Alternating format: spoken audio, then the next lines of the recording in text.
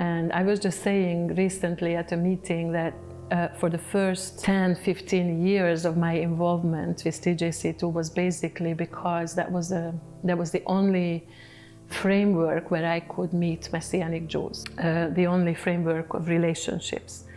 Because in Hungary there still isn't a well-developed Messianic movement.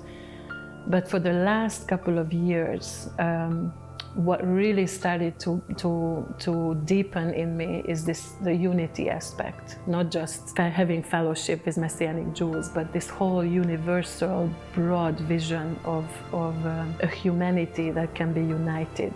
And this is God's way, how the human race can be healed. And I think that's becoming more and more important for me in the whole vision. So this resulted in understanding the dynamics of the first council in Jerusalem and seeing the significance of putting it right, what was what went astray in the history of the Christian church. So I think that's why I see how significant is the first council. And I can appreciate how difficult it could have been it was probably for the first Jewish disciples to battle this question, what to do with all the Gentiles who come to faith in their Jewish Messiah, and what great grace it took for them to understand the Holy Spirit and the will of the Lord,